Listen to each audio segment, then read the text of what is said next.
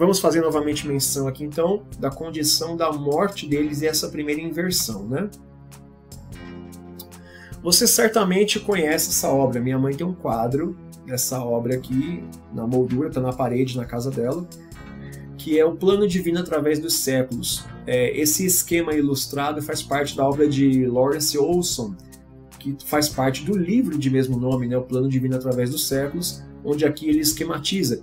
Essa é uma das obras mais importantes da doutrina dispensacionalista, pré-tribulacionista e evoteísta, que é o conceito da Terra caótica, dilúvio de Lúcifer, teoria da lacuna, o gap, enfim. Tem cristão que não gosta de ser chamado de evoteísta, mas se acredita na Terra com milhões de anos, Terra caótica antes do Éden, você é evoteísta, porque isso está em comunhão com a teoria da evolução da Terra de milhões de anos e terras existentes, minerais, antes do Éden de Gênesis 1, do verso 2 do capítulo 1 em diante, tá? Desculpa, mas se você não sabia, então você crê numa coisa que você não está muito familiarizado. E aqui embaixo, na parte inferior, você vê que quando fala do inferno e tal, ele vai ter o seio de Abraão aqui bem esquematizado.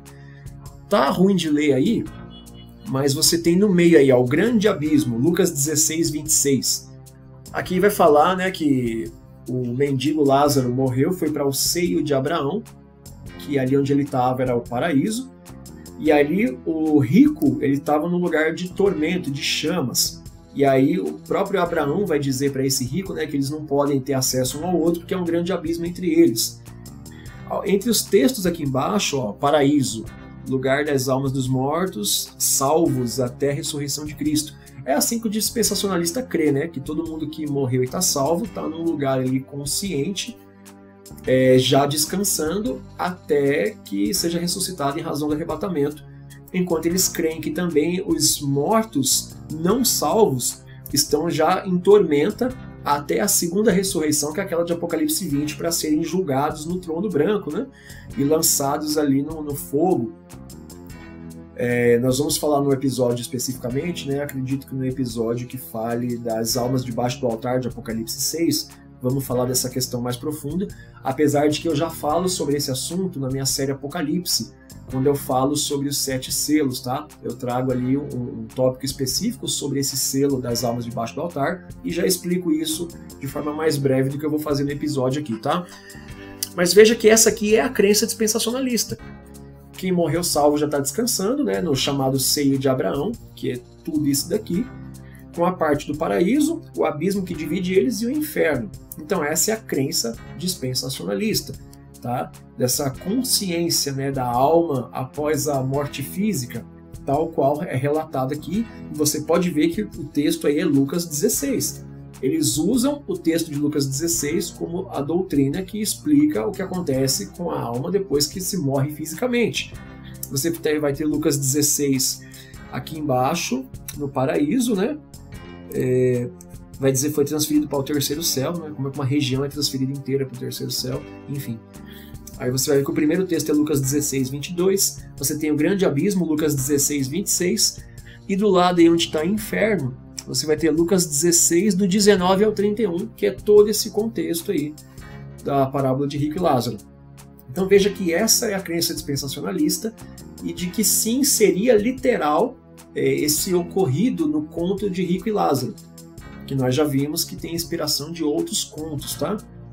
Mas então vamos entender se isso aqui, como eu entendo, e esses teólogos todos que eu citei, esses autores de livros, esses eruditos entendem, que a parábola de Rico e Lázaro é uma história modificada de versões já existentes para causar um resultado nos ouvintes, então seio de Abraão existe ou não existe? E o que é seio de Abraão? A explicação dela é mais estapafúrdia do que você imagina. Seio de Abraão não é o nome de todo um lugar, que seria o Sheol, o Hades ou o mundo dos mortos. Tá? Seio de Abraão, a primeira coisa que a gente tem que se questionar, qual outra doutrina bíblica, qual outra passagem bíblica vai dizer que Abraão, depois que morreu e foi sepultado, passou a ser o soberano do mundo inferior? Por que não Adão? Por que Abraão? Nós já temos que ter estranheza aí.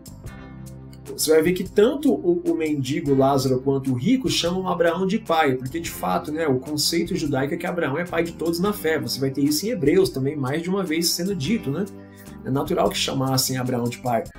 A crença do judeu era de que Abraão fosse o grande pai de todos. Eles sempre diziam, pai Abraão.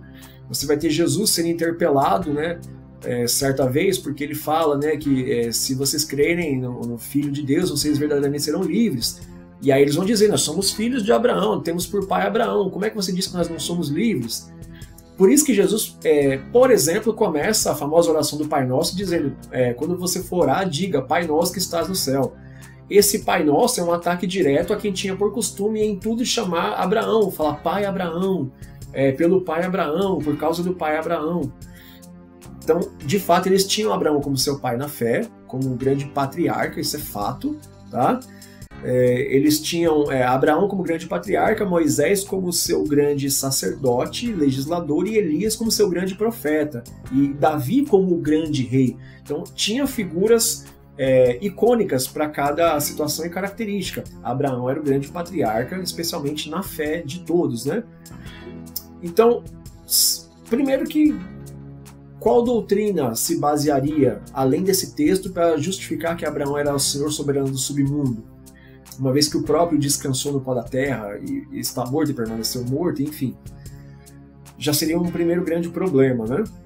Lembrando que a doutrina, para ser válida e ter credibilidade, precisa encontrar consonância e comunhão em outros textos que deem subsídio para ela, o que não acontece no caso aqui em nenhuma situação.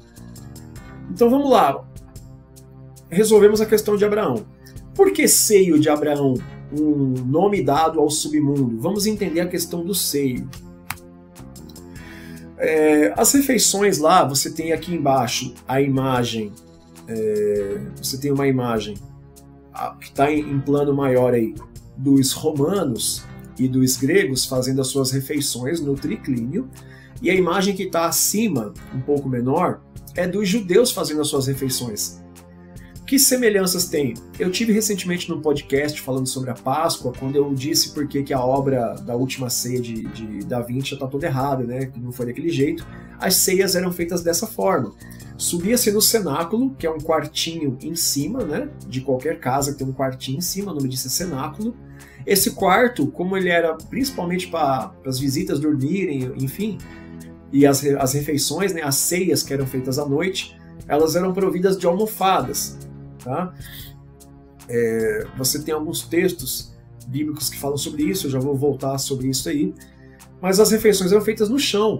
Você já deve ter reparado, de repente você é oriental, descendente de orientais ou asiáticos, os orientais, né, não só da Ásia, mas de regiões orientais ali também do Oriente Médio, por exemplo, as refeições são feitas no chão. Você usa ali uma mesa e usa almofadas, e você encosta com o cotovelo esquerdo, deixa eu aumentar a tela aqui. Cotovelo esquerdo você escora no chão e você serve com a mão direita, né? Pegando no prato o pão ou o cálice para tomar o vinho, você serve com a mão direita e se encosta com a esquerda, então você está inclinado. Você inclinado assim, tua cabeça ela está na direção do peito da pessoa que está imediatamente do seu lado esquerdo, tá? E aí esse termo é usado como quem que se reclinou sobre o peito de quem. E você tem outros textos que vão trazer essa ideia. A última ceia, né, a ceia da Páscoa, antes de Jesus ser morto, você vai ter o relato de que o apóstolo João estava reclinado o peito de Jesus. Isso quer dizer que ele estava imediatamente à direita de Jesus, com a cabeça na direção do seu peito direito. Assim como Jesus certamente estava também na direção de Judas, que estava à sua esquerda. Nós sabemos isso por causa do relato do Evangelho de João, que Judas ele mete a mão no prato com Jesus, ou que Jesus molha o pão no vinho e serve a Judas. Você só podia fazer isso com quem estivesse à sua esquerda ou à sua direita, tá? Porque, voltando aqui para o esquema da refeição, você tinha aqui, por exemplo, nos romanos, você tem aqui 8 pessoas nessa refeição. Na foto de cima você também tem 8, sendo que a mulher está em pé servindo. Se você considerar que Jesus estava com seus 12 apóstolos, são 13 pessoas que estão na refeição, né? Então esse triclínio, quanto mais gente participava da refeição, mais a mesa tinha formato de U, e você colocava a refeição no meio para que as pessoas em volta, nesse U, pudessem ter acesso a pegar da refeição. O começo, né, o primeiro serviço da refeição, o anfitrião, ele partia o pão e distribuía, e ele bebia o gole do cálice e passava para os outros. Nós sabemos que Judas está perto de Jesus e João, e que Pedro estava distante, provavelmente na ponta do U, porque o relato do Evangelho de João vai dizer que quando Jesus anuncia que alguém trairia ele, Pedro, de longe, dá sinal para quem está perto de Jesus, provavelmente João, pergunta para o mestre quem que vai trair. Isso indica que Pedro estava longe. Então, as refeições, elas eram feitas em triclínio. Você tem o judeu aqui na foto de cima, no chão mesmo. Os romanos e os gregos, né, eram bons demais para poder ficar no chão, ao nível dos cães, por exemplo. Eles colocavam ali almofadas maiores, né, para que eles deitassem em cima delas, mas ainda assim permanecessem deitados. Veja como na foto de cima, por exemplo, o homem que está de costa para a gente, ele está inclinado sobre o braço esquerdo. Se tivesse alguém próximo dele, como no caso de 13 pessoas, por exemplo, a cabeça dele estava encaixada no peito de alguém. Você vê na foto de baixo, por exemplo, que estava mais fácil aqui essas pessoas estarem com as suas cabeças na direção do peito das outras, né? Nós temos 8 pessoas na foto de baixo, 8 pessoas na foto de cima.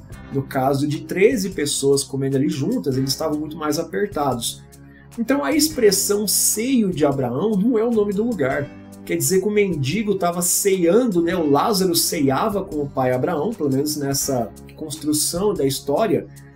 E a posição que eles estavam comendo na mesa ao chão, o mendigo Lázaro estava encostado no peito de Abraão, que certamente estava então à sua esquerda. Então, seio de Abraão é literalmente o seio de Abraão. Tá? Não é o lugar do mundo dos mortos com base no conhecimento que a gente tem das refeições que eles faziam. Certo? E é interessante saber que eles estavam no chão, porque, por exemplo, a Bíblia de Jerusalém, tá longe para pegar ali, mas tá ali em cima. Deixa eu aumentar a tela aqui. Minha Bíblia de Jerusalém tá aqui, ó, onde meu dedo tá apontando aqui, ó. Oh, meu dedo aqui. A Bíblia de Jerusalém. Eu tirei uma foto da página que nessa tradução, e a Bíblia de Jerusalém é sabido dos teólogos estudiosos que é considerada a melhor tradução para o português que nós temos acesso, tá? Veja que o verso 12 vai dizer aqui, ó, quando Jesus pede para preparar um lugar para ele ceiar, né, e aí os discípulos vão lá e ao cenáculo, aquela coisa toda, Jesus fala para eles procurarem uma pessoa específica. O texto vai dizer, ele vos mostrará no andar superior, né, que é o cenáculo, como eu já expliquei, uma grande sala provida de almofadas. A maioria das traduções vai trazer uma grande sala já com mobília preparada ou mobiliada. Mas veja que a mobília era almofadas, porque a única mobília que você tinha era a mesa para pôr a refeição em cima e almofadas para deitar em volta. Jesus ele ceia numa condição humilde. Esquece o que você sabe daquela última ceia de Da Vinci, aquilo lá é totalmente anacrônico, tá? Então veja que de fato eles estavam ceando dessa maneira, tá?